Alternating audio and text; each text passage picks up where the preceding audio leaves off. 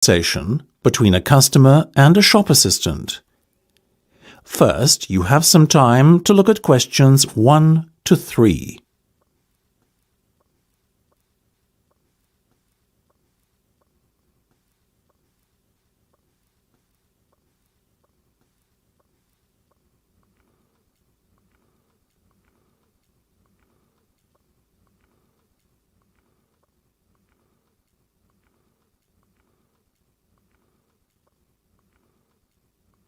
You should answer the questions as you listen, because you will not hear the recording a second time.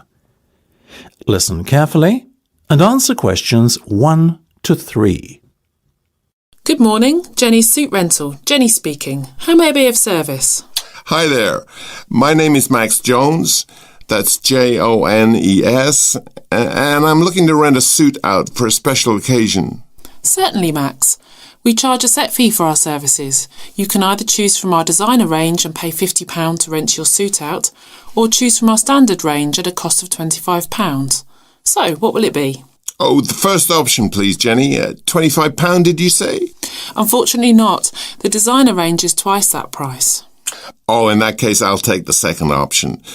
Standard, was that it? That's right. Now, before we go any further, may I ask how you intend to pay? Do you accept checks? Yes, but only in exceptional circumstances. We prefer cash or credit card. Well, as I haven't got one, does this count as those circumstances? Yes, that'll be fine. Make it payable to Jenny's Suit Rental. Will do. Before listening to the rest of the conversation, you have some time to look at questions 4 to 10.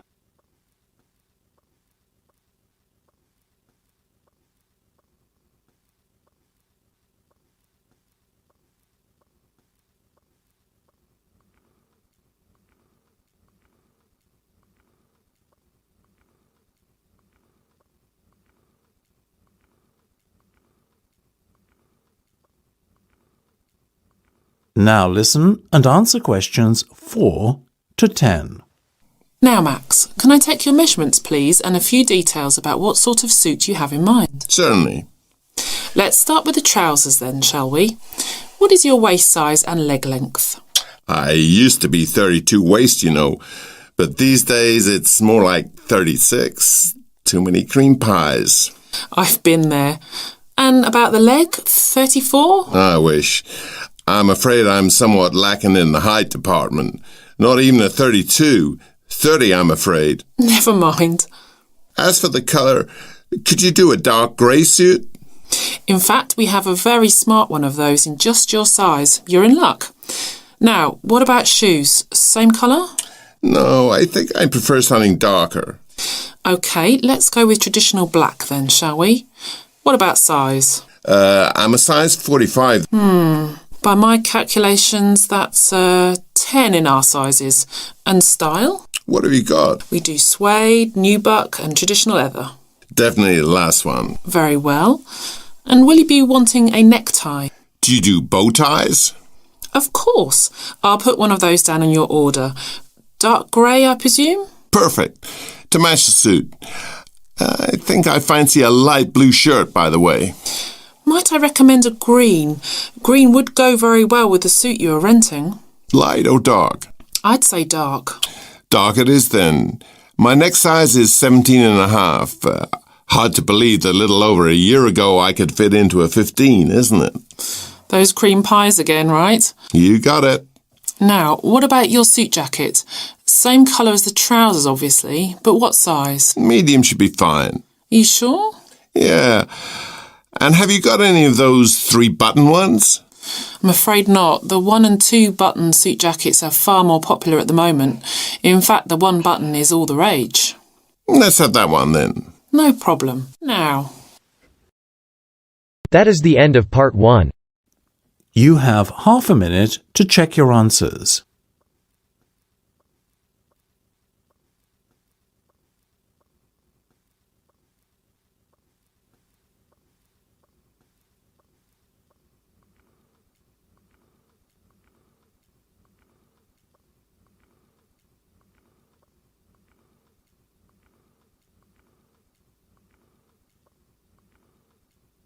Now turn to Part 2. Part 2. You will hear a tour guide talking to her tour group. First, you will have time to look at questions 11 to 18.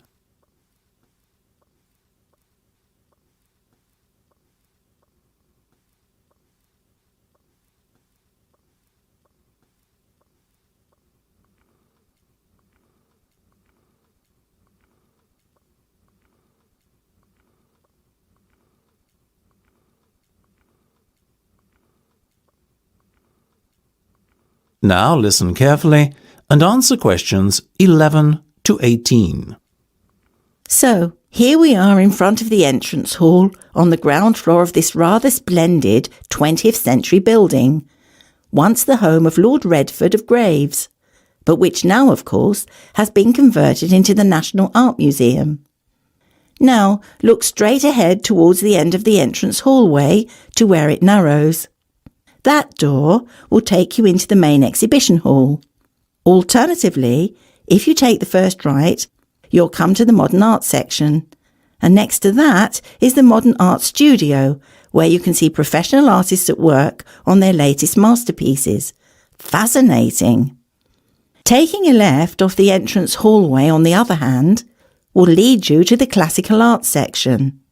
If you look at the map on the entrance wall here, you will notice that there are two corridors running towards the back of the ground floor, one on the left and one on the right. They both lead onto the rear corridor, which is home to a further 4 exhibition rooms. On the far right, we have the landscape section. In the centre of the corridor is the still life section. And on the far left of the corridor, there are 2 rooms. As you walk down the corridor towards them, the one on your left is the history of art room, and the one opposite is the digital art room. Right, let's get started then, shall we? Before you hear the rest of the discussion, you have some time to look at questions 19 to 20.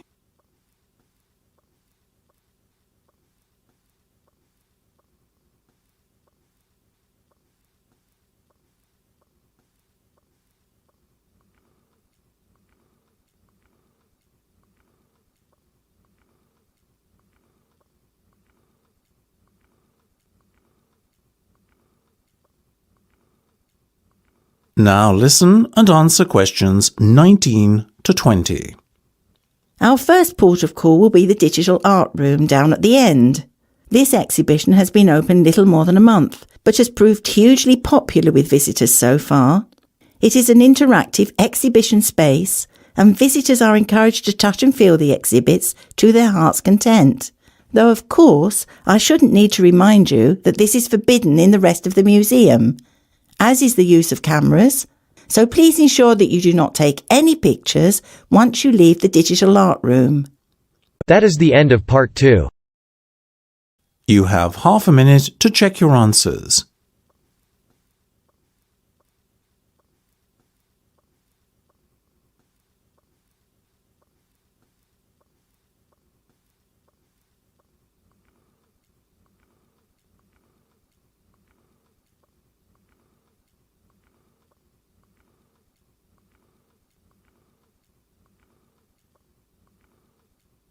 Now turn to Part 3. Part 3. You will hear a discussion between 2 students and their teacher on a planned charity event. First, you have some time to look at questions 21 to 25.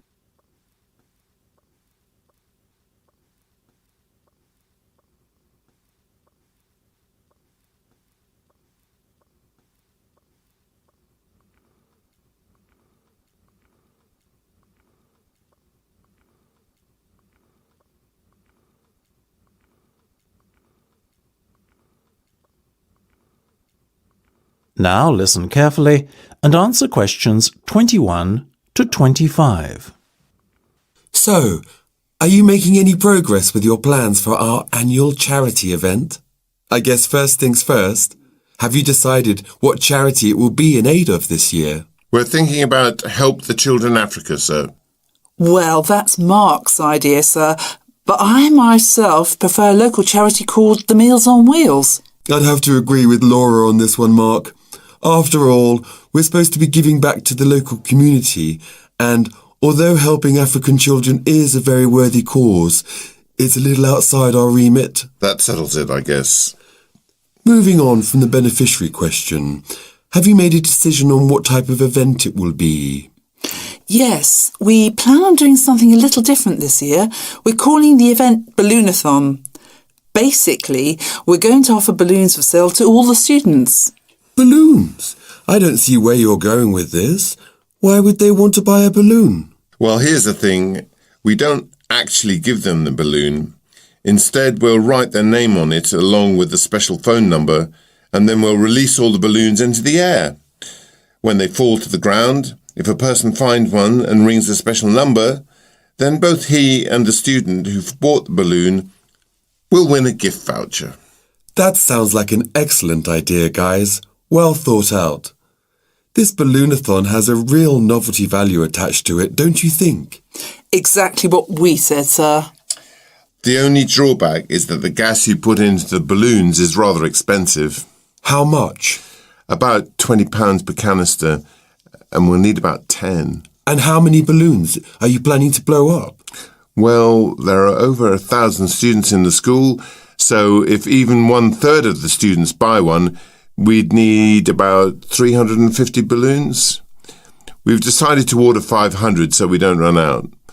The good thing is we can return the canisters of gas if we don't use them, and the balloons aren't expensive, so there's no real risk of us spending a lot of money without getting a good return. You two have really thought this one out. I'm impressed. Before you hear the rest of the discussion, you have some time to look at questions 26 to 30.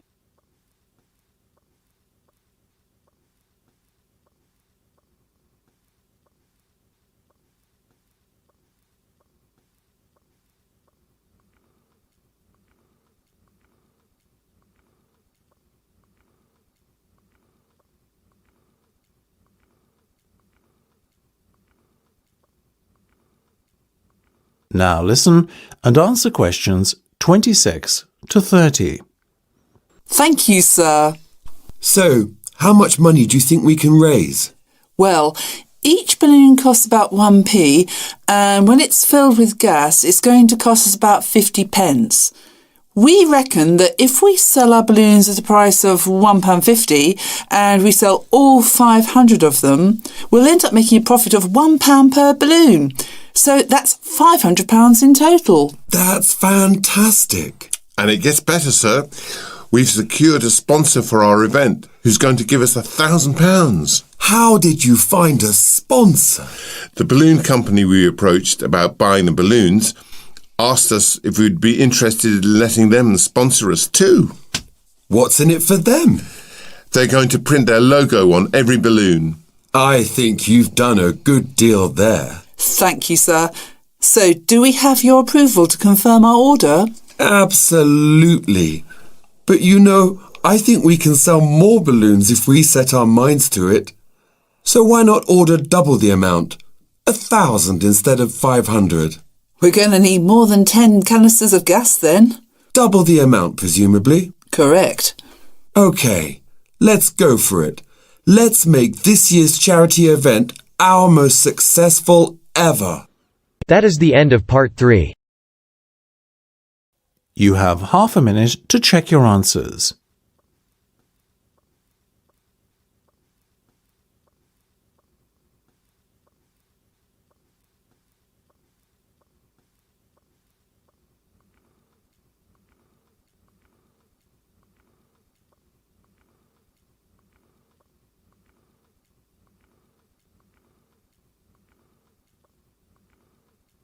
Now turn to part 4.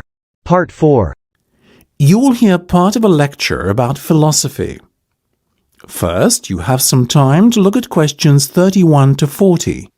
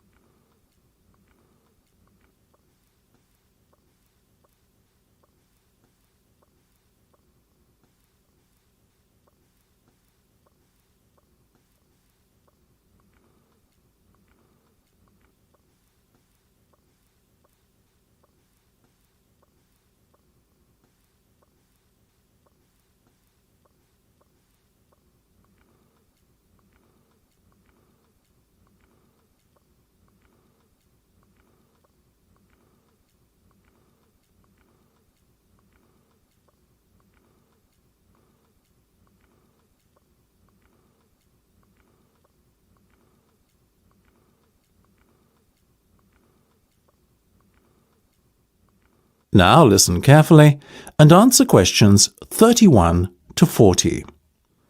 Most of you, I hope, will be familiar with the name Socrates. The ancient Greek philosopher is perhaps one of the most admired people in history.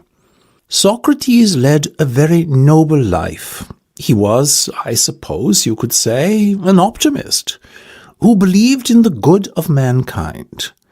According to Socrates, human nature leads people to act correctly and in agreement with knowledge.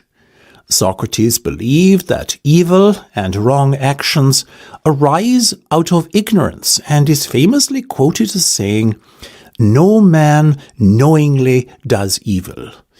True to his personal beliefs, Socrates devoted his own life to seeking goodness and truth.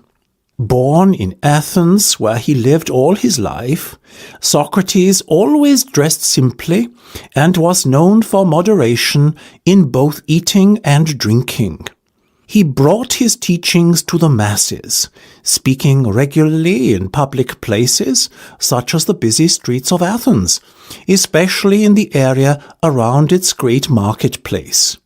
He had little regard for public opinion and always conducted himself in accordance with his own set of rules.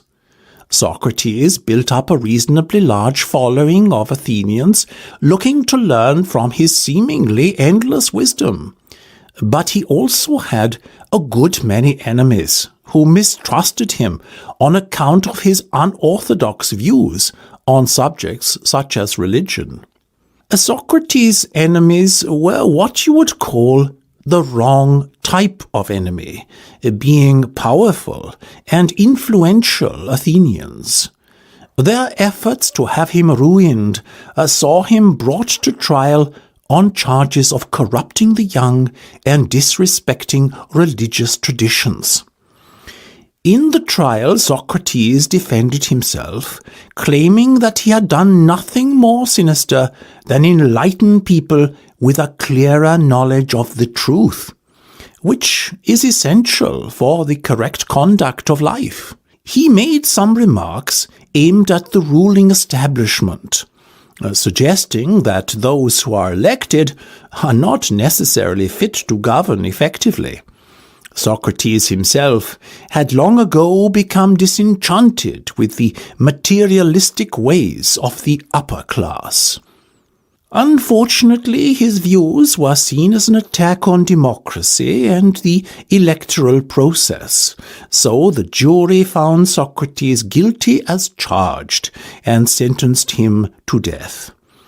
It is thought that many members of the jury resented his unbending pride, and that this may explain the harshness of the punishment handed down to him.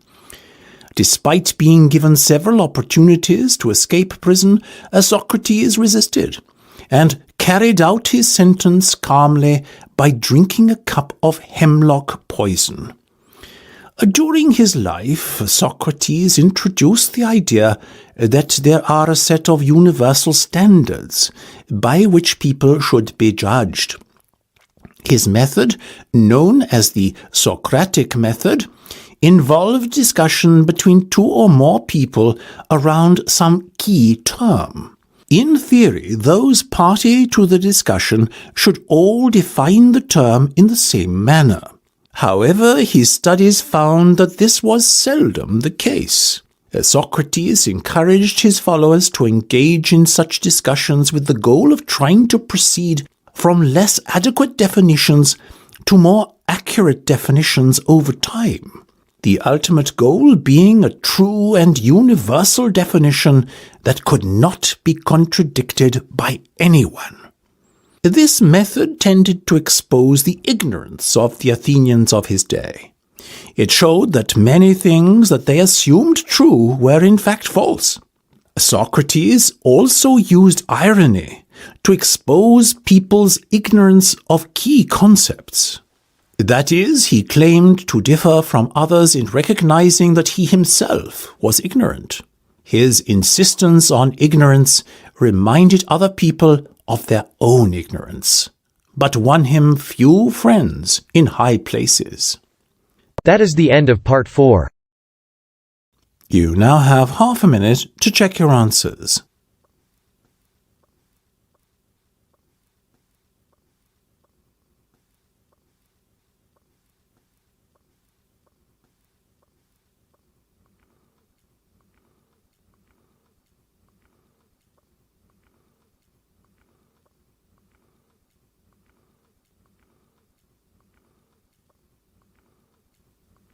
That is the end of the listening test.